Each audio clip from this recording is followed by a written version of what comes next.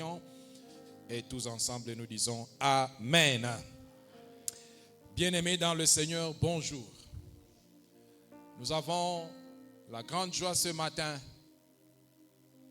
de nous retrouver et de partager la parole de Dieu, et particulièrement en ce premier jour qui annonce notre semaine d'enseignement et de prière.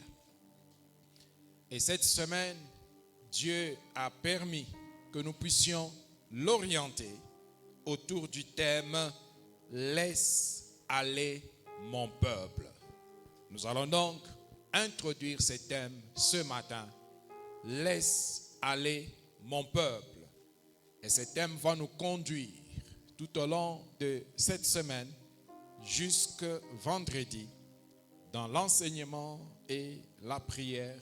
Nous serons en train d'exploiter les contours de ce thème, « Laisse aller mon peuple ».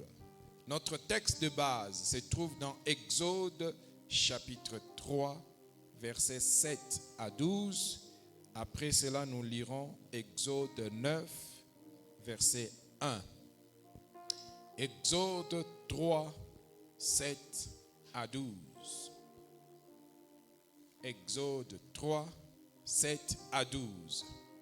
L'Éternel dit: j'ai vu la souffrance de mon peuple qui est en Égypte, et j'ai entendu les cris que lui font pousser ses oppresseurs, car je connais ses douleurs. Je suis descendu pour le délivrer de la main des Égyptiens et pour le faire monter de ce pays dans un bon et vaste pays, dans un pays où coule le lait et le miel, dans les lieux qu'habitent les Cananéens, les Héthiens, les Amoréens, les Phéréziens, les Éviens et les Jébusiens. Voici, les cris d'Israël sont venus jusqu'à moi, et j'ai vu l'oppression que leur font souffrir les Égyptiens. Verset 10. Maintenant, je t'enverrai auprès de Pharaon, et tu feras sortir d'Égypte mon peuple, les enfants d'Israël. Moïse dit à Dieu: qui suis-je pour aller vers Pharaon et pour faire sortir d'Égypte les enfants d'Israël? Dieu dit: je serai avec toi. Et ceci sera pour toi le signe que c'est moi qui t'envoie. Quand tu auras fait sortir d'Égypte le peuple, vous servirez Dieu sur cette montagne. Exode 9, verset 1. L'Éternel dit à Moïse: va vers Pharaon et tu lui diras: ainsi parle l'Éternel, le Dieu des Hébreux. Laisse aller mon peuple afin qu'il me serve. Toute l'Église dit Amen. Nous introduisons donc ce matin ce merveilleux thème, laisse aller mon peuple. Et tout au long de cette semaine, nous allons viser des objectifs précis, dont notamment l'expérience effective de la délivrance totale de nos vies. À la fin de cette semaine, nous voulons expérimenter la délivrance totale de nos vies. Nous voulons vivre la délivrance totale de nos vies. Et cela, c'est en vue de la réalisation de notre destinée. Quand on est délivré, on peut accomplir sa destinée. Nous serons ainsi en train de relever tous les fondements renversés en cette matière de délivrance, en cette matière de bénédiction. Et notamment, nous serons en train de dénoncer et de réfuter, contrecarrer toutes les stratégies de l'ennemi ayant trait à la réalisation de la bénédiction de Dieu ou ayant trait à la diminution ou aux obstacles qui érigent afin que la bénédiction de Dieu ne soit pas effective dans nos vies. Nous allons renverser toutes ces stratégies et relever tous ces fondements. Dieu, en effet, a pour chacun de nous, pour chacun de ses enfants, pour tout racheter, Dieu a une destinée glorieuse. Une destinée glorieuse. Et cette destinée contient ou constitue la mission pour laquelle Dieu t'a envoyé ici-bas. Quand nous disons ma destinée, nous sommes en train de penser, nous sommes en train de regarder la raison pour laquelle Dieu nous a envoyés ici-bas. C'est ça notre destinée. Notre destinée contient donc la dimension de notre parcours, de notre pèlerinage ici-bas sur la terre. Mais cela va jusqu'à culminer à notre rencontre avec lui au dernier jour. Il n'y a pas de destinée divine qui n'intègre la rencontre face à face avec notre Dieu. La destinée de racheter, en fin de compte, c'est que nous puissions être avec le Seigneur et que nous puissions régner avec lui pour l'éternité. Telle est notre destinée. Mais avant que cette éternité future ne puisse s'accomplir, nous avons un présent ici-bas sur la terre. Nous avons un parcours ici-bas sur la terre. Et Dieu a déjà prévu quelque chose pour chacun d'entre nous. Qu'est-ce que c'est que la destinée? La destinée, c'est ce plan merveilleux que Dieu a pour nous et dont l'aboutissement final est que nous le voyons un jour face à face et que nous régnions avec lui. Jérémie 29, verset 11 dit: car je connais les projets que j'ai formés sur vous, dit l'Éternel, projets de paix et non de malheur, afin de vous donner un avenir et de l'espérance. Aucune personne qui est en Jésus-Christ, aucun racheté, ne peut se dire qu'il mène sa vie au hasard. Non. Pour nous les racheter, chaque pas que nous faisons, chaque respiration que nous avons, fait partie du projet de Dieu pour nous. Chaque jour qui se lève et chaque soir, quand le soleil se couche, fait partie de notre destinée. Nous sommes en train d'accomplir le projet pour lequel Dieu nous a envoyés sur la terre.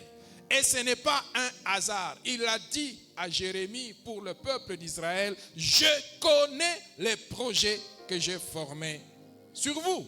De même, Dieu a formé un projet sur toi. Dieu a formé un projet sur ta famille. Dieu a formé un projet sur cette église. C'est ça la destinée de cette église. C'est ce qu'on appelle une destinée. C'est ce que Dieu a formé sur toi. Et parlant d'Israël, il dit: les projets que j'ai pour toi, ce sont des projets de paix. Des projets de paix. Des projets de bonheur, frères et sœurs, durant cette semaine. Alors que nous serons en train d'enseigner, alors que nous serons en train de prier, que chacun considère que Dieu veut lui parler de son bonheur, Dieu veut lui parler de sa paix. Et que tu ne puisses pas passer à côté de cela.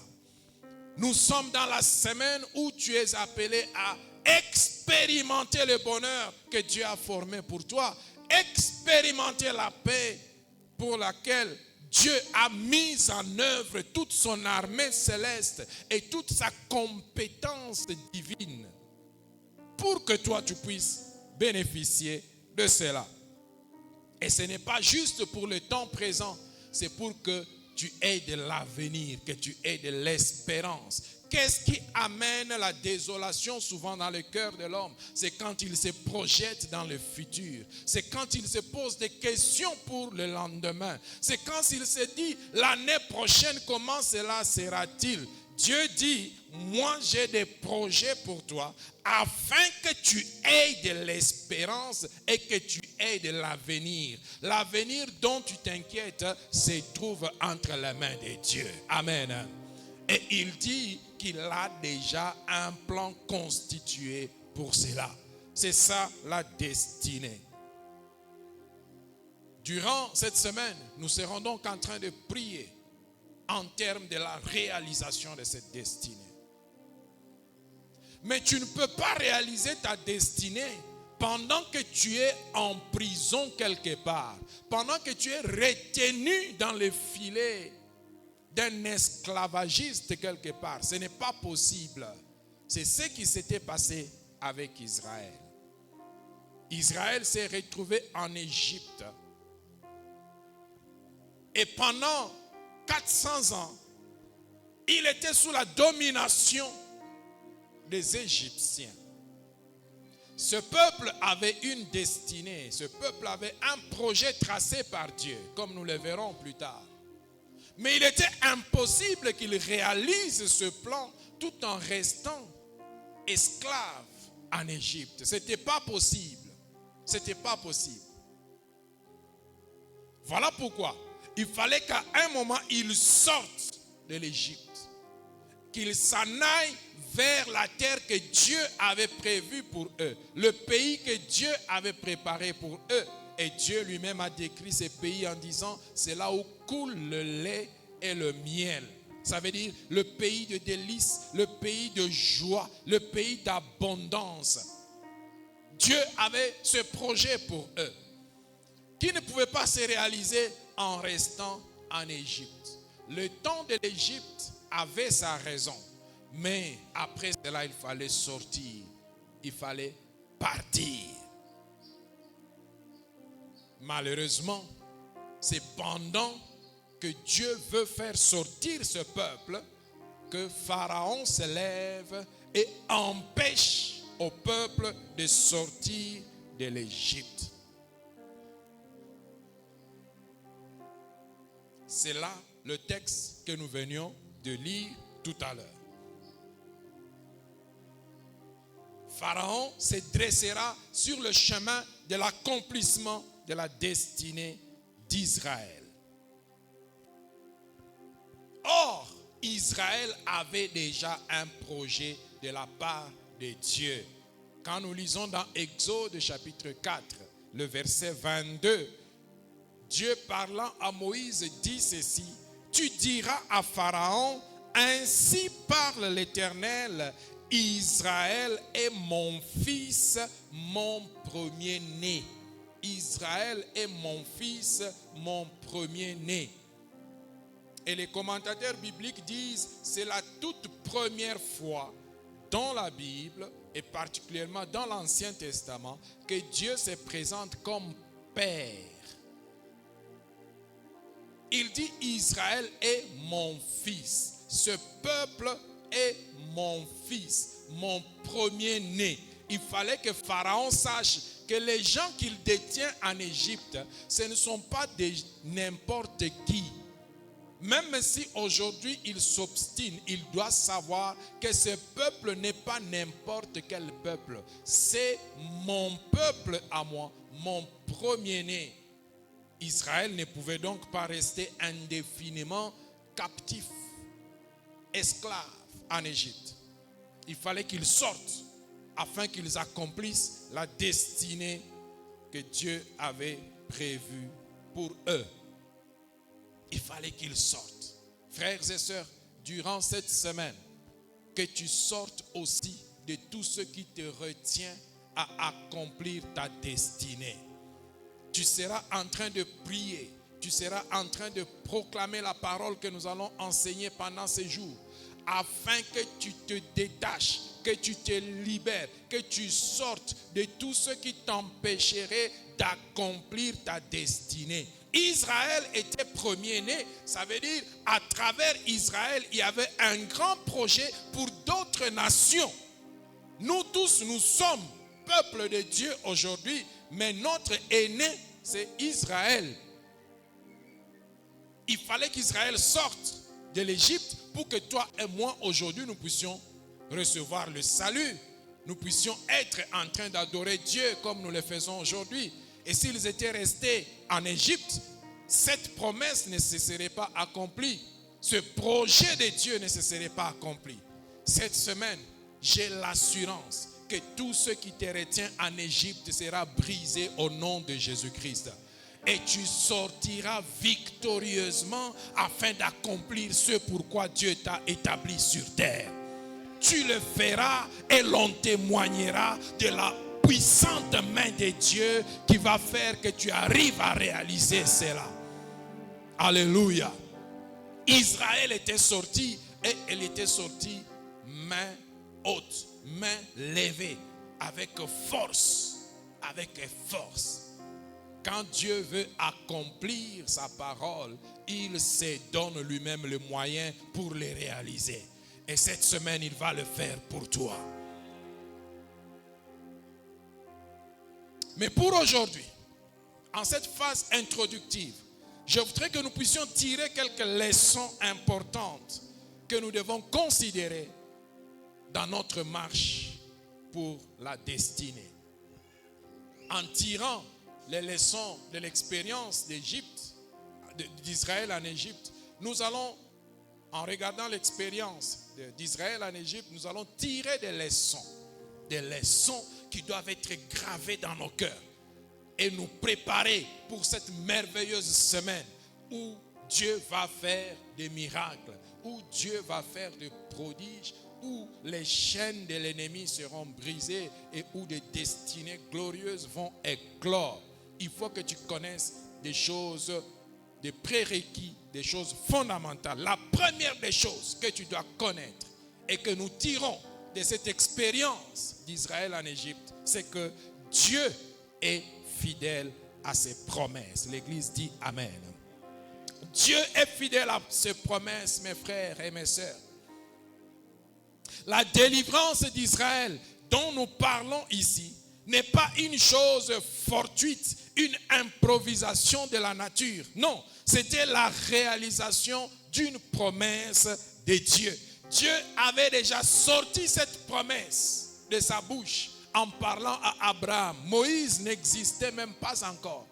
Israël n'était même pas encore captif en Égypte. Mais Dieu avait déjà sorti de sa bouche cette promesse à l'égard de son peuple. Nous sommes dans Genèse chapitre 15, versets 13 à 14. Genèse chapitre 15, versets 13 à 14. Et l'Éternel dit à Abraham, sache que tes descendants seront étrangers dans un pays qui ne sera point à eux.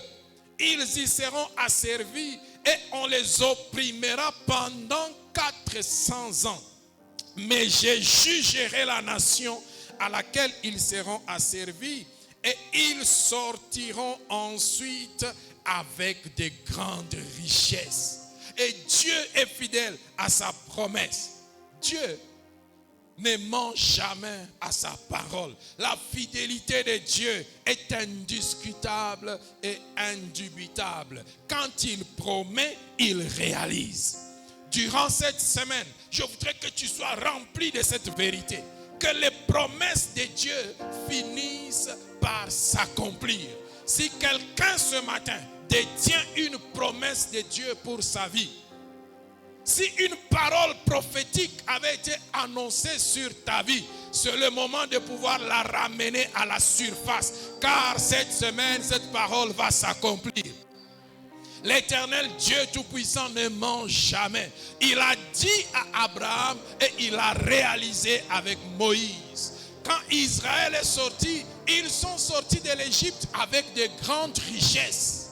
Des grandes richesses. Ils ne sont pas sortis main vide de l'Égypte. Eux qui étaient esclaves en Égypte, mais ils sont sortis avec de grandes richesses. De l'or, de l'argent, avec de grandes richesses. Frères et sœurs, tu as passé du temps en esclavage. tu as passé du temps dans le manque.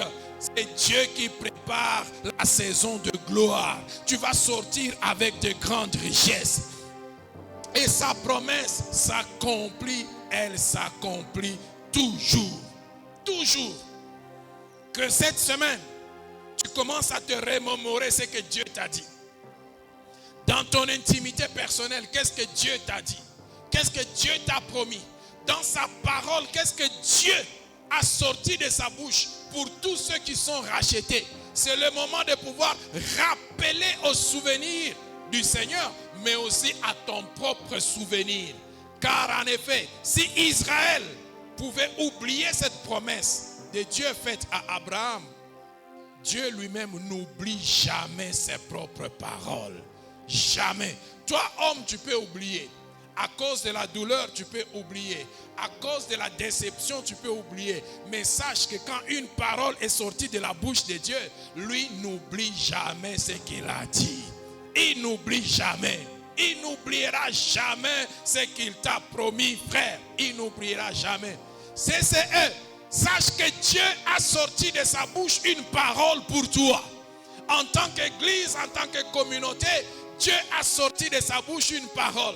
Et cette parole s'accomplira. Elle s'accomplira certainement. Pharaon peut se dresser sur le chemin, mais tu sortiras de ses mains avec de grandes richesses. Et la gloire sera à Dieu et à Dieu seul. David l'a reconnu dans le psaume 138, verset 2.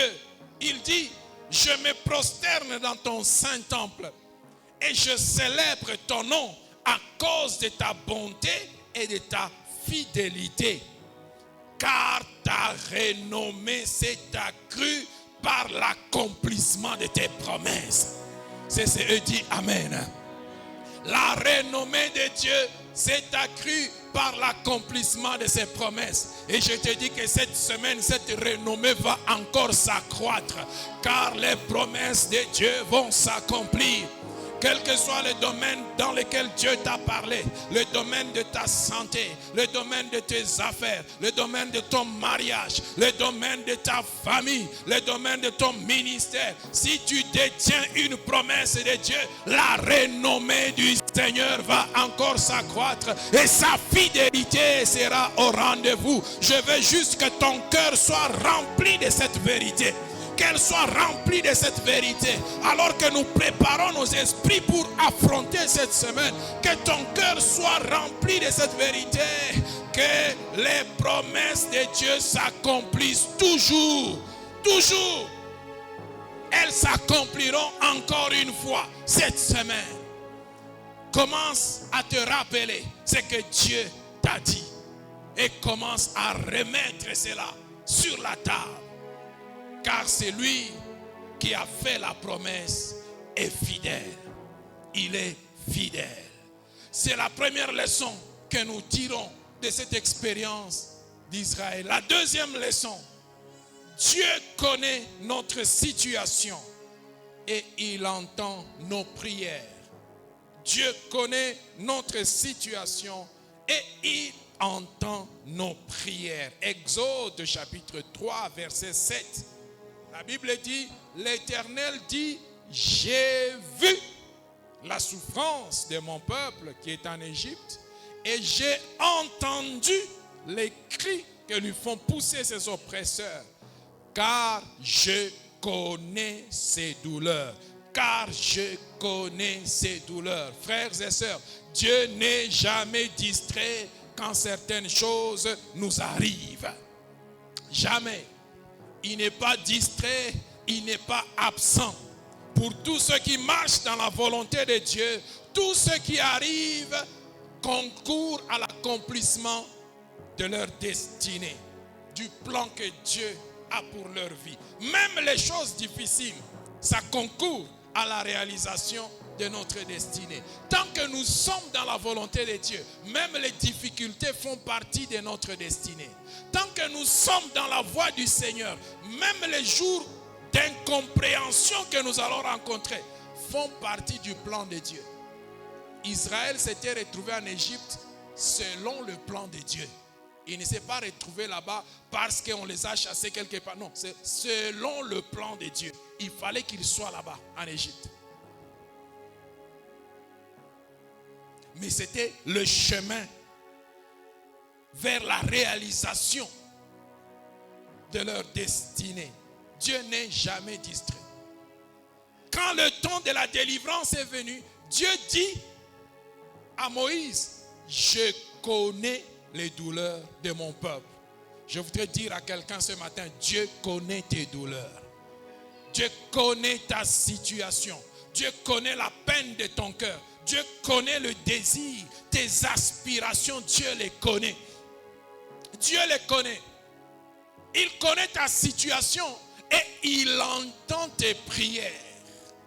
Il a dit à Moïse, j'ai entendu les cris que lui font pousser ses oppresseurs.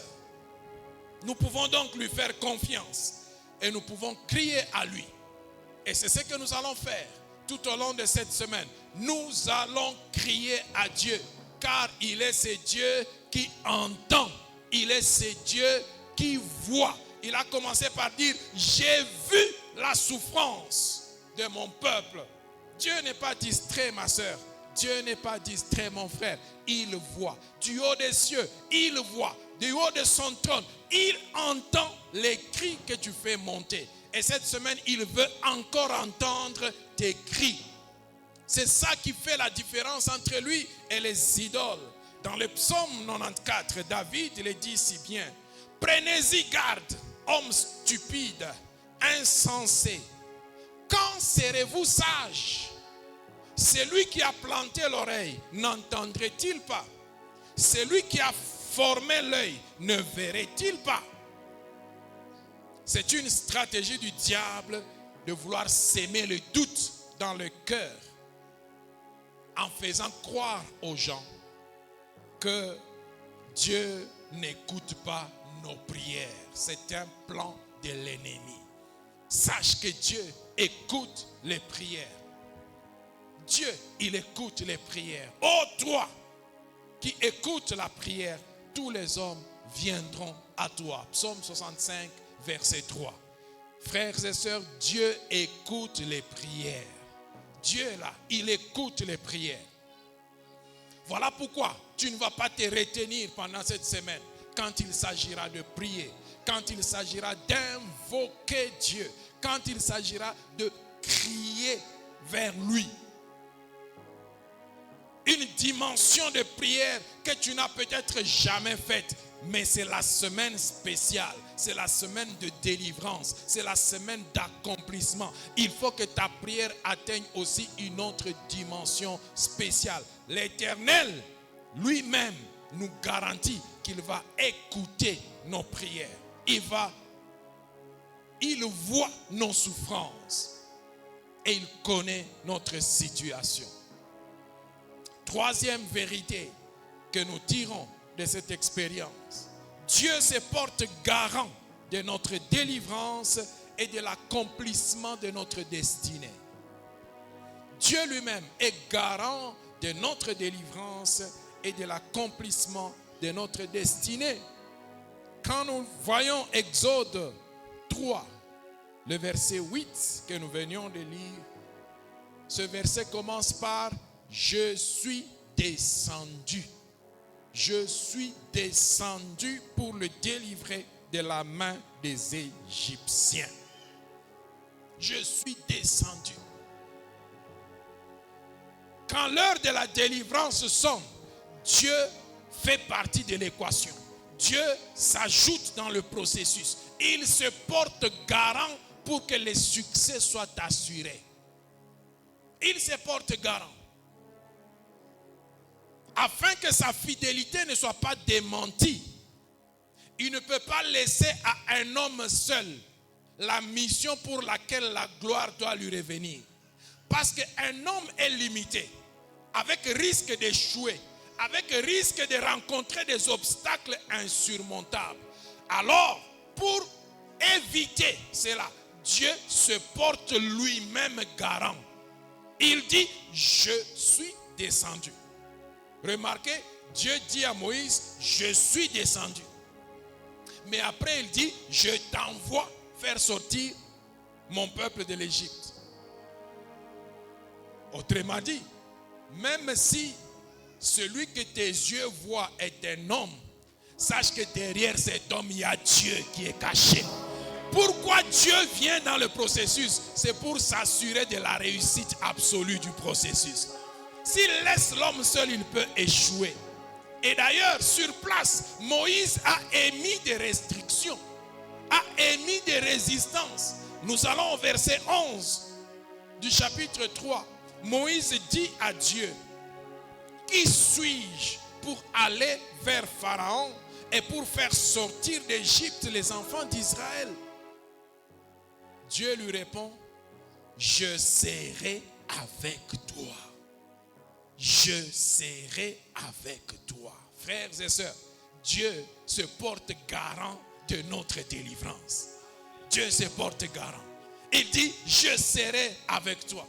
Moïse se regarde, il regarde sa limitation, il regarde ses incapacités. Il va même en parler à Dieu. J'ai la bouche embarrassée. Il va en parler à Dieu.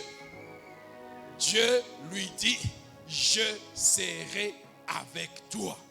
Je serai avec toi. La mission de la délivrance des rachetés est une mission si importante qu'on ne peut pas la confier à quelqu'un qui a des risques d'échouer. C'est pourquoi Dieu lui-même vient. Et même quand il s'est agi du salut de l'humanité, ce n'était pas possible de confier cette mission à un homme limité. Dieu lui-même est venu dans la chair. À travers Jésus-Christ, Dieu a porté la chair et a habité au milieu des hommes. Ce n'était pas possible que Dieu risque d'échouer le salut de l'humanité en le confiant seulement à un Jacques ou à un André va libérer mon peuple. Non, ce n'était pas possible. C'était prendre trop de risques. Et Dieu ne pouvait pas. Il se porte garant. Quand les choses deviennent sérieuses, Dieu lui-même vient au rendez-vous. Et ta vie est tellement sérieuse aux yeux de Dieu que cette semaine, il décide de venir au rendez-vous. Tu ne seras pas seul durant cette semaine. Dieu lui-même vient au rendez-vous. Il se porte garant. Il se porte garant.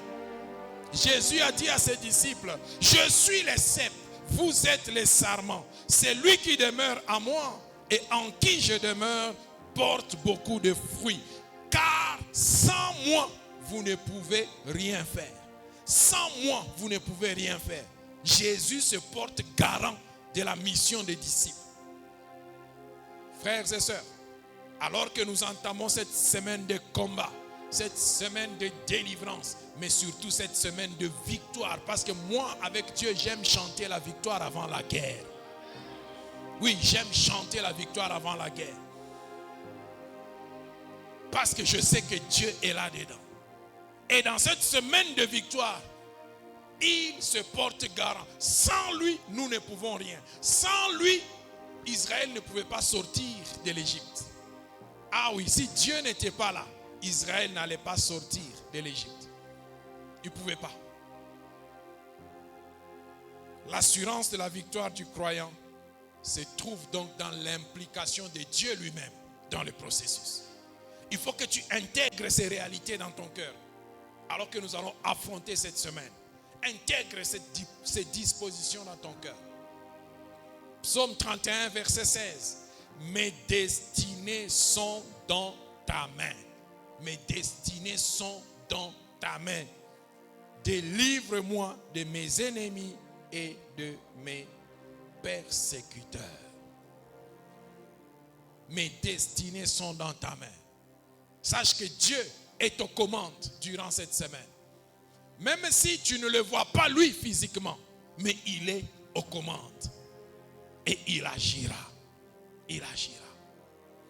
Quatrième leçon que nous tirons de cette expérience.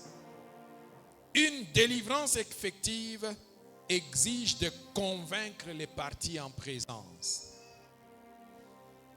Nous sommes en train de parler d'une semaine de délivrance, d'une semaine de bénédiction, d'une semaine d'accomplissement de destinée. d'une semaine de réalisation de la bénédiction de Dieu. Mais sache qu'une délivrance effective exige de convaincre les parties en présence. Convaincre les parties en présence. Quand nous rentrons dans cette histoire,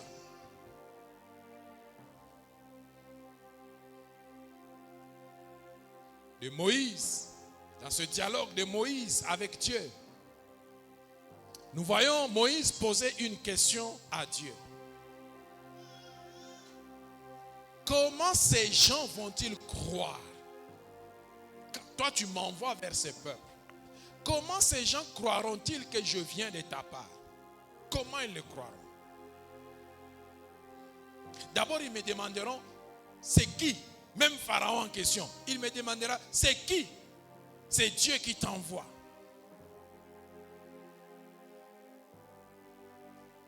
Et donc, en matière de délivrance, on a deux parties qu'il faut convaincre avant que la délivrance ne puisse être effective. La première partie qu'il faut convaincre, c'est l'opprimé, la personne opprimée. C'est la personne qu'il faut d'abord convaincre en premier.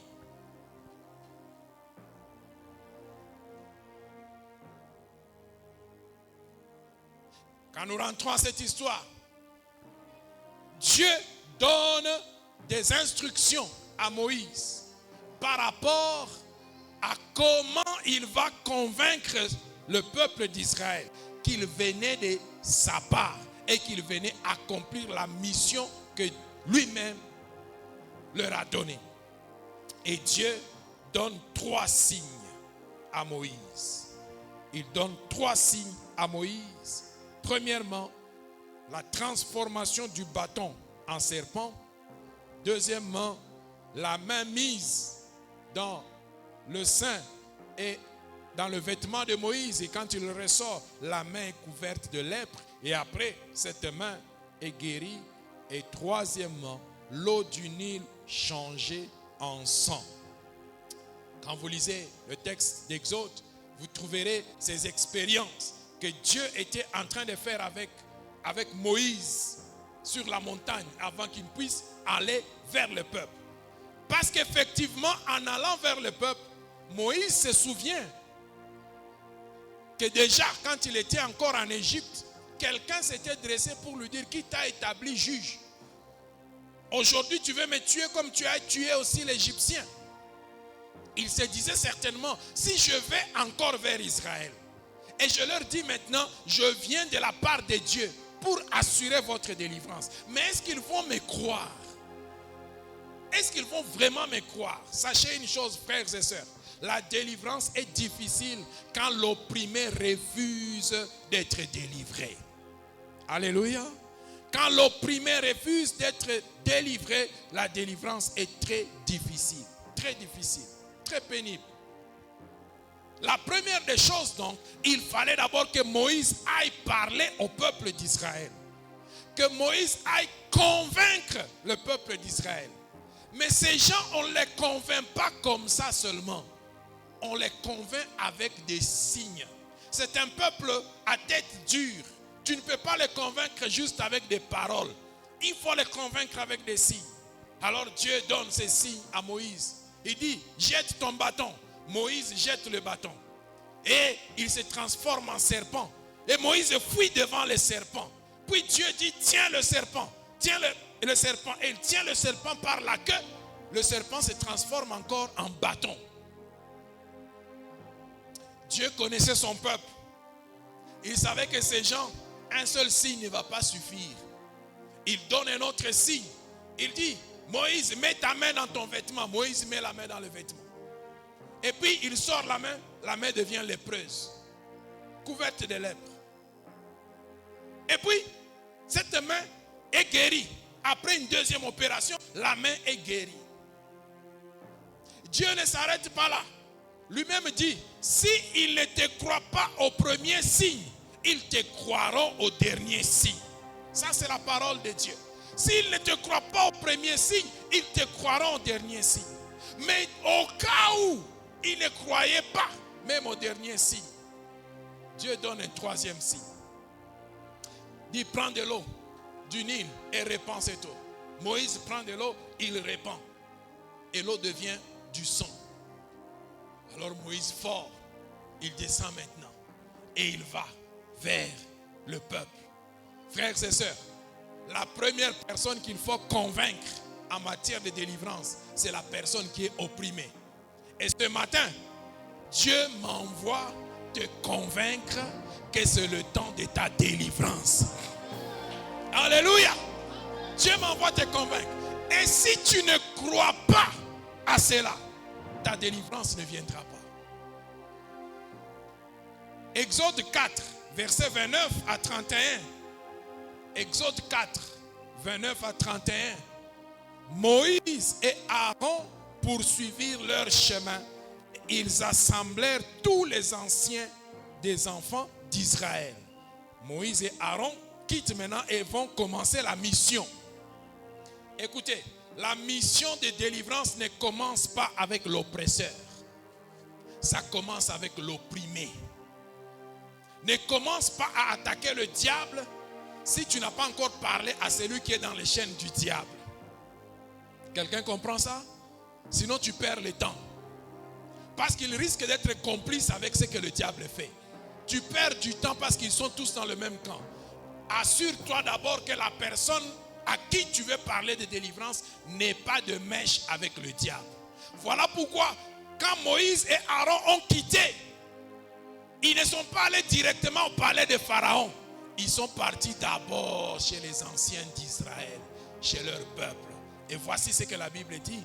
Aaron rapporta toutes les paroles que l'Éternel avait dites à Moïse et il exécuta les signes aux yeux du peuple. Verset 31. Et le peuple crut. Ils apprirent que l'Éternel avait visité les enfants d'Israël, qu'il avait vu leurs souffrances et ils s'inclinèrent et se prosternèrent. Là, maintenant la délivrance devient facile.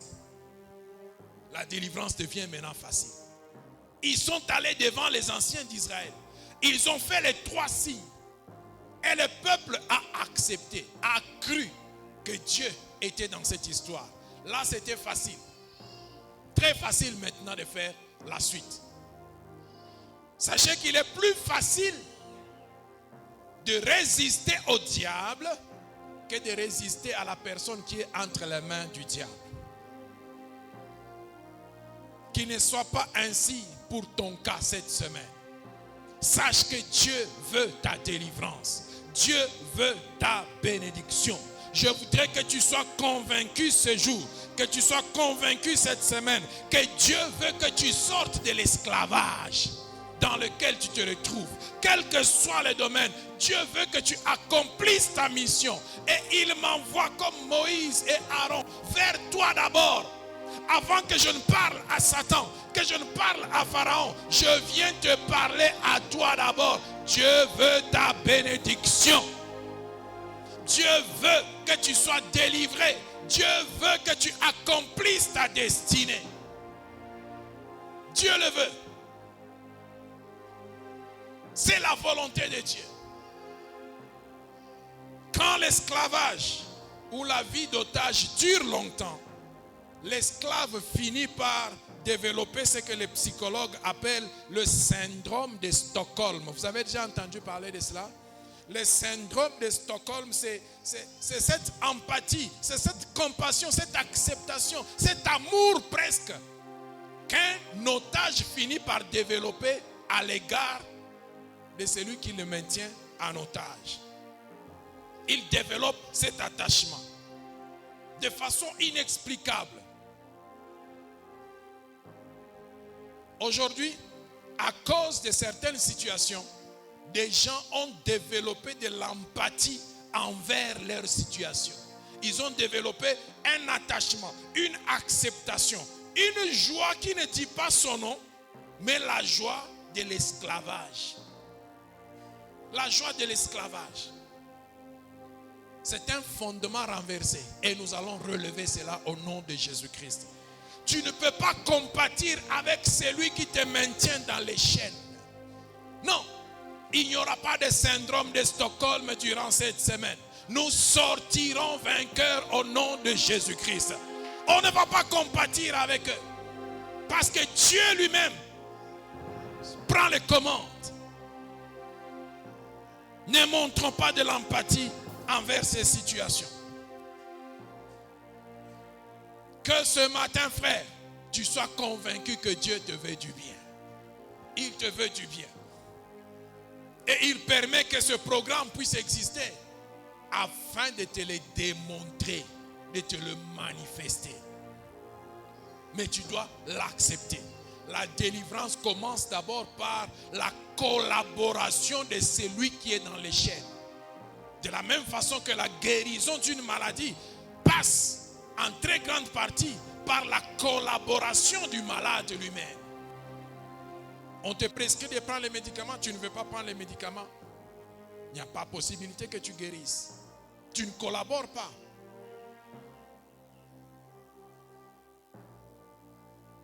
Il faut que tu acceptes que Dieu t'aime et que Dieu te veut du bien. Que tu acceptes. Moïse l'a fait avec Israël et ils ont accepté. Maintenant, on pouvait se tourner vers Pharaon. On pouvait maintenant s'occuper de Pharaon. Sinon, tu auras deux ennemis à combattre. C'est pourquoi même dans la délivrance effective, pour ceux qui sont à l'école de l'intercession, dans la délivrance effective, il y a ce qu'on appelle cure d'âme. Dans la cure d'âme, on travaille avec la personne pour connaître tout le contour de sa vie, mais aussi pour ouvrir ses yeux, pour ouvrir son esprit sur la situation dans laquelle il est en train de passer. Et au bout d'une cure d'âme bien faite, la délivrance n'est qu'une formalité. N'est qu'une formalité. Parce que déjà la personne a compris dans quoi elle s'était plongée, a compris ce que Dieu veut pour sa vie, a compris comment elle peut sortir. Le reste, c'est très facile. Mais quand la personne a le cœur enflé d'empathie pour le diable, ou quand la personne cache les choses dans lesquelles il a trempé, les alliances qu'il a tissées avec le monde des ténèbres, vous allez passer des jours ici en train de prier, en train de chasser les démons. Vos voix vont se casser. La personne là ne sera pas délivrée. Ne sera pas délivrée. Il faut commencer par faire le travail sur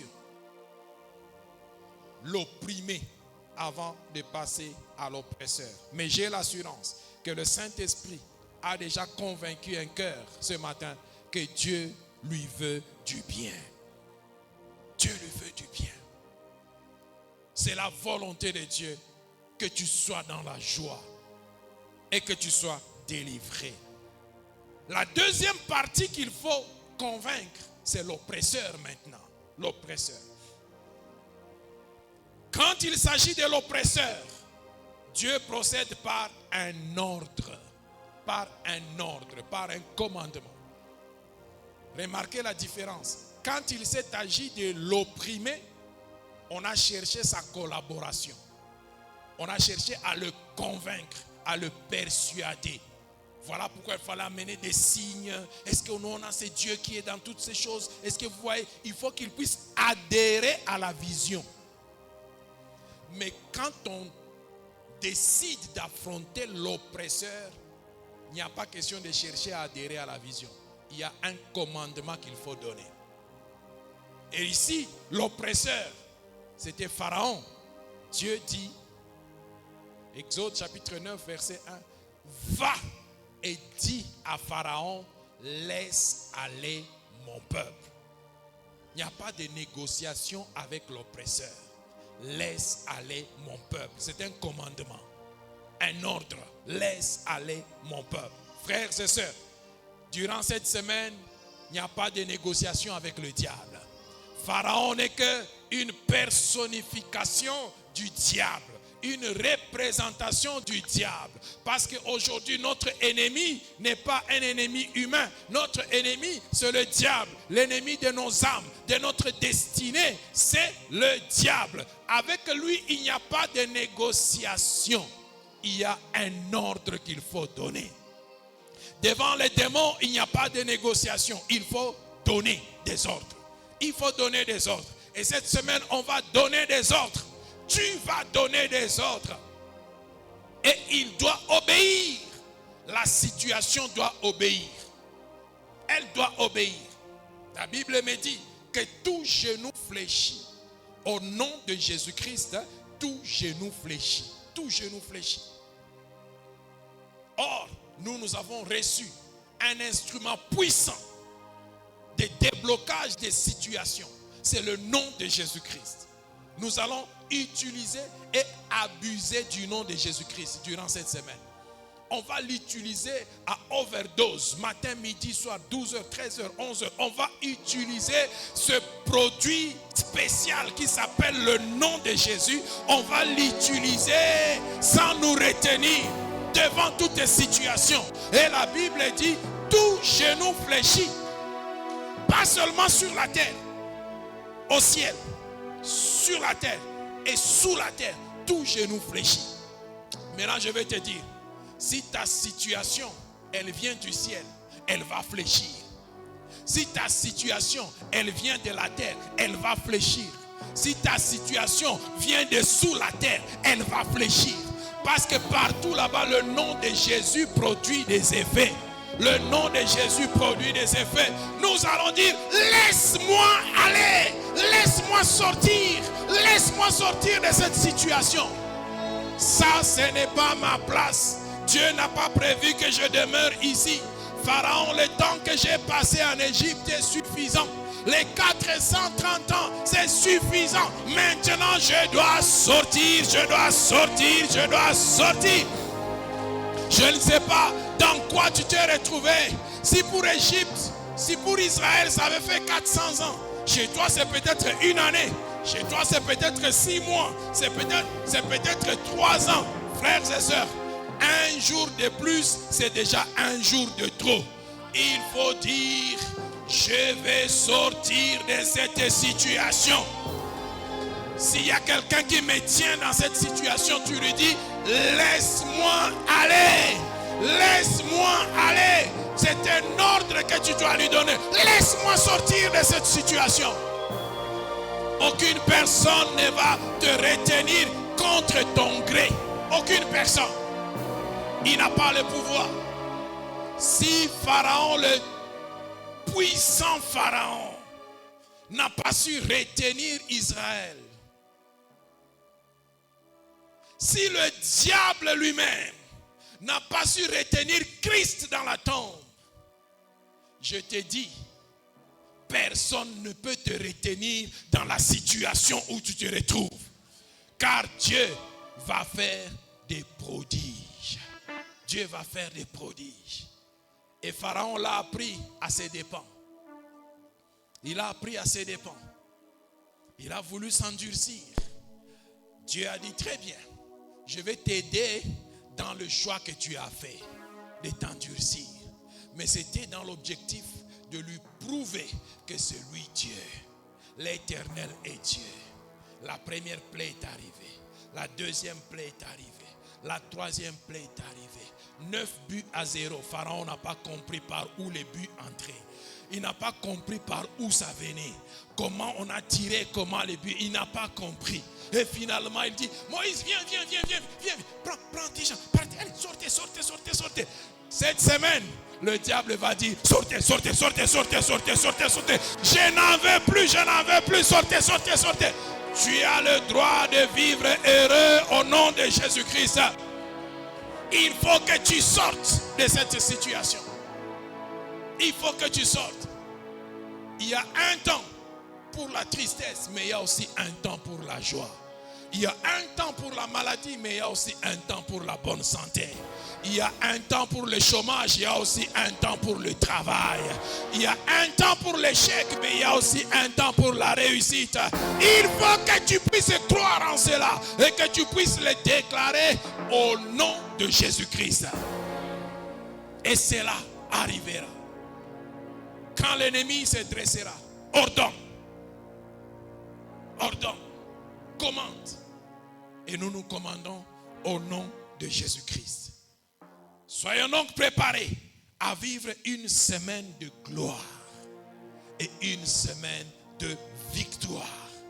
Dieu lui-même décide de prendre les choses en main. Il décide de prendre les choses en main. Nous voulons proclamer notre foi. Nous allons proclamer notre assurance en sa délivrance. La Bible dit, et c'est Dieu qui dit, j'agirai qui s'y opposera. J'agirai qui s'y opposera. Quand Dieu a décidé d'agir, je suis descendu. Pharaon n'a pas tenu.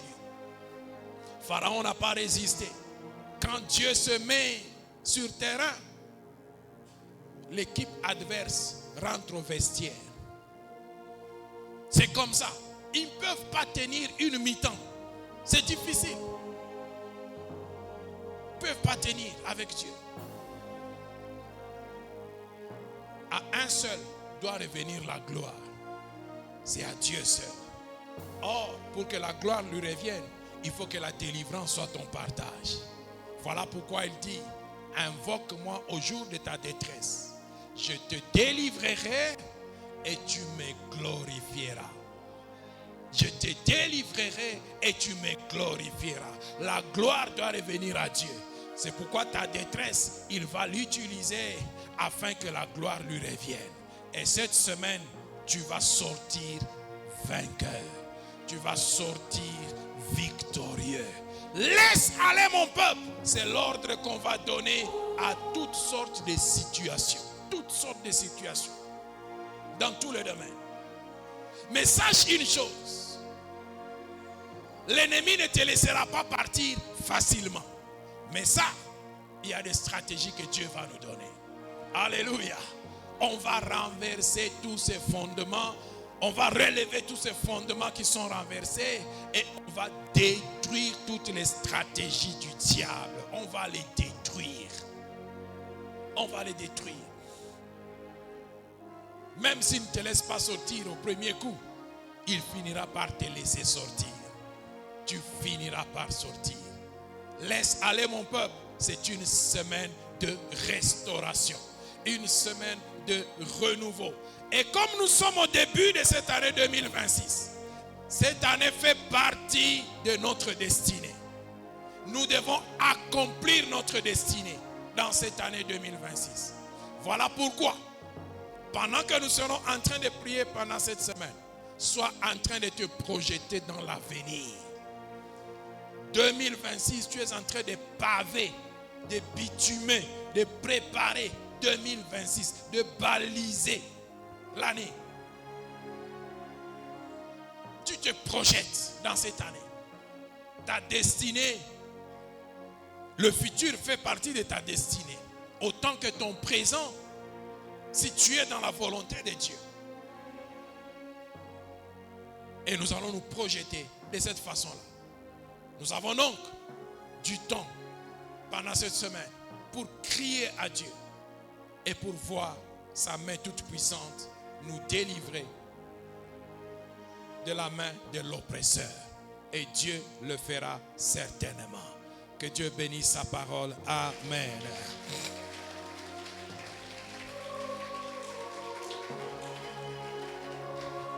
Nous allons nous tenir debout et nous allons